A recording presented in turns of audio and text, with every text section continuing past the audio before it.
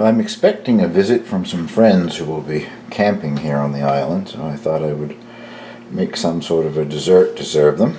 And I've never done this one before. It's a bit risky to make a video. It's called Raspberry Cream Cheese Tart.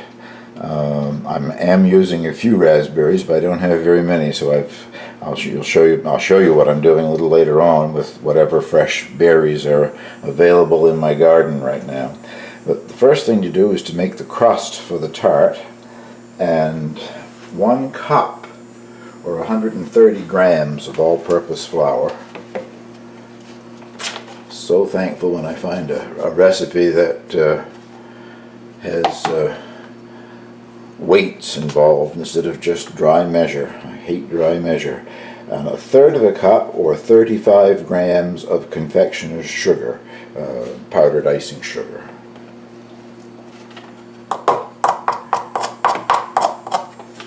There was 1/8 of a teaspoon of salt, and that was in with the flour.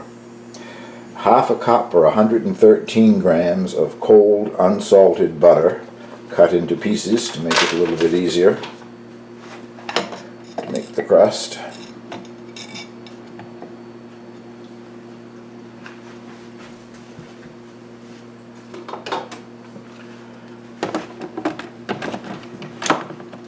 And now you pulse it.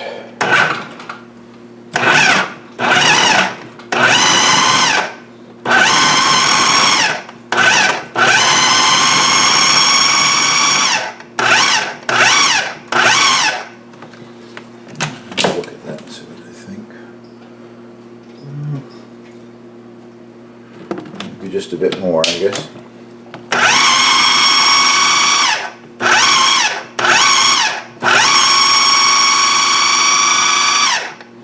And I think we'll say that that is ready.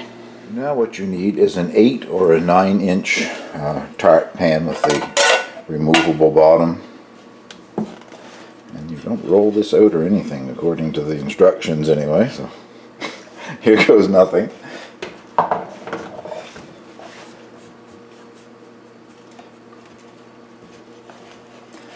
Just pat it down, move it up the sides a bit, I guess, as you go. It is sort of solidifying. I guess that's going to work.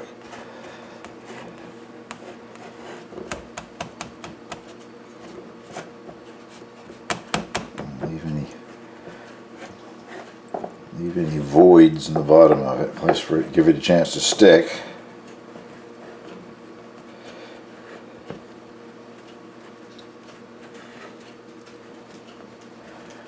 Anyway, I will bring you back and show you this thing once I finish. You don't need to see me poking away at the crust here. Well, that is the crust in the pan, and it now says to dock it with a fork tine, which I'm doing. It tends to make the surface kind of crumbly. That's to prevent it from puffing when it's being blind baked in the oven, which is the next part of the process.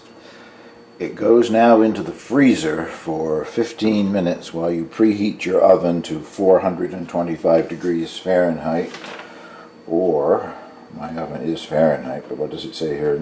Yes, or 220 degrees Celsius. The docking and the freezing is supposed to prevent, well, the docking prevents it from rising up at the bottom, hopefully, and the freezing is supposed to prevent it from shrinking quite a bit. So be back when it's time to put this in the oven. Just out of the freezer, been there for 15 minutes, and now it goes in the 425 degree oven for 13 minutes, or until it is a golden brown color, I guess. If it starts to burn, bring it out earlier.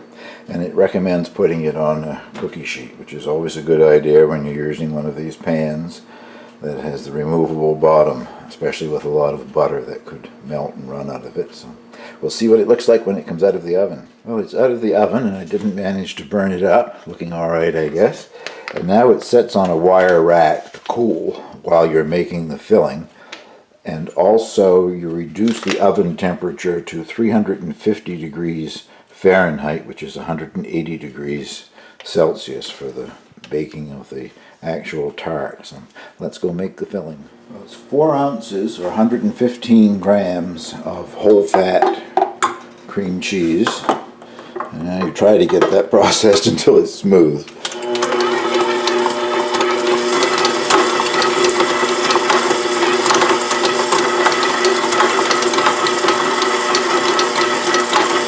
I'll bring you back in just a second here.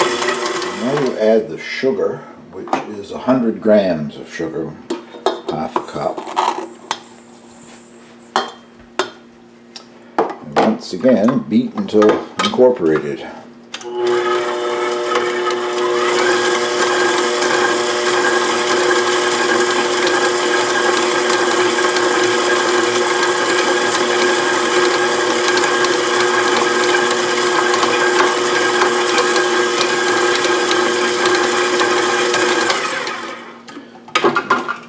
Pretty good.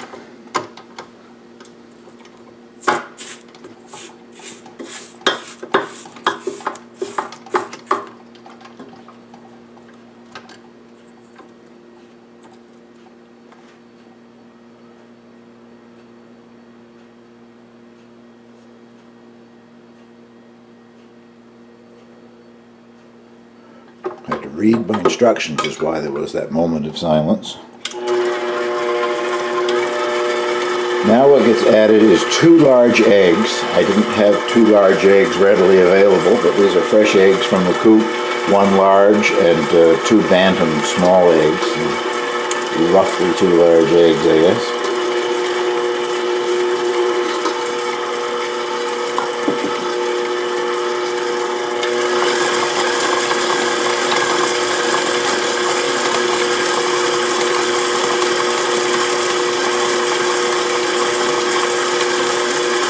Certainly makes it nice and yellow with those free-range yolks. I'll just scrape that down.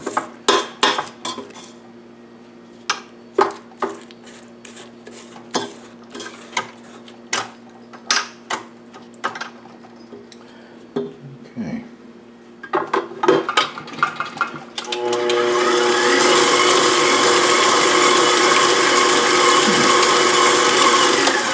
That's pretty good.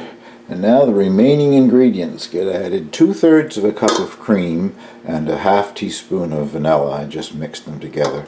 It didn't stipulate heavy cream or light cream or what. It just said 2/3 of a cup of cream. So what I went with is what they call a coffee cream here. 18% butterfat. It won't whip. Heavy cream's the only one that you can get around here that actually whips, but this isn't going to be whipped, so I think it'll be all right.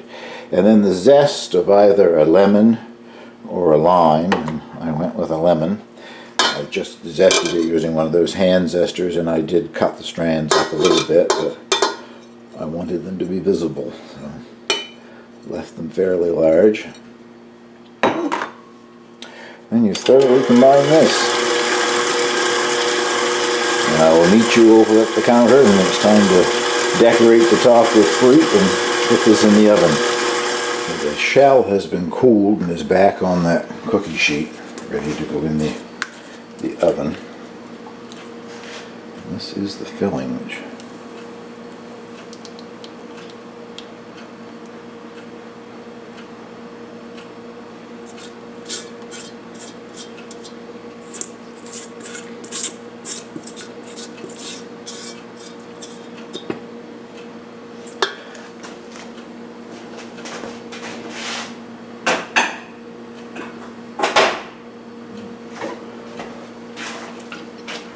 and it's tart rather than a cheesecake, so it's a bit shallow. I'll sink some fruit into it, starting with high bush blueberries.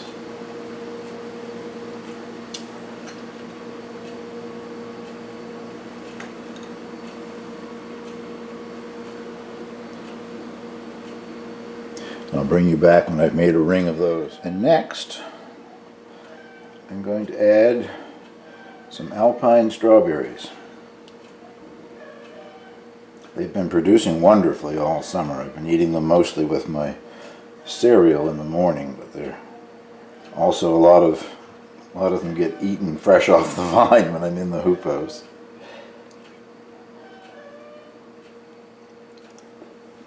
Bring you back when I finish that. And in the center, my few raspberries.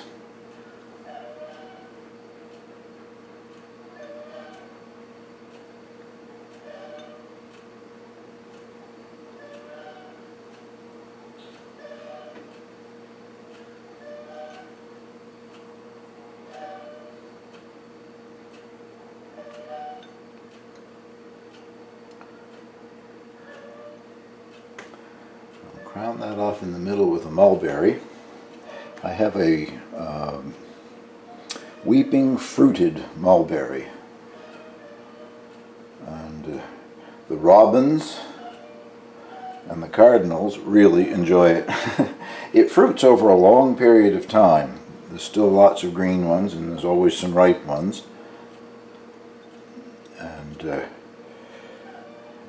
it's in sort of a difficult place for me to get at it to pick them. I don't pick them very often, but the cardinals and the robins have been in an argument about it all summer here.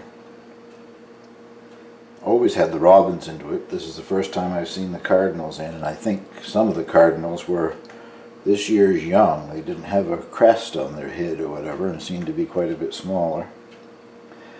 Well, I think that's probably about it for fruit. I hate to waste the last couple of raspberries, but I'll eat them myself, I guess. Now it goes in the 350 degree oven for 30 to 35 minutes. You shake it gently and it's still jiggling around in the center. It isn't done. So I'll show you when it comes out of the oven. Out of the oven and back on the wire rack to cool before you attempt taking it out of the pan. It sat quite nicely, and the fruit didn't completely disappear. Sort of the filling comes up around it a bit. I think it's going to taste good. Unfortunately, I won't be able to do a taste test on this video because I won't be cutting it until my friends arrive. But it said 30 to 35 minutes, and I ended up going for about 37 minutes. You just keep shaking it a little bit, and if the center is still quite loose, you keep baking. I don't know, my oven, 350 degrees, I have used an oven thermometer in it, and it agrees with the setting, 350 degrees. If I set the oven at 350, the oven thermometer says 350, but for some reason things always take a little longer in my oven. But I think it's looking pretty good so far anyway. Once almost completely cool, still slightly warm, it came out of the pan quite easily, even though the pan wasn't buttered or anything, because there's so much butter in the crust. So I will cover it now and refrigerate it and get to try it later on whenever my friends arrive. I'll put the link down below to the recipe. It's another one that I found online, this one from the Joy of Cooking website, joyofcooking.com. So I hope you'll give this a try. I haven't tasted it yet, but it looks good and really wasn't that difficult to make. Thank you for watching.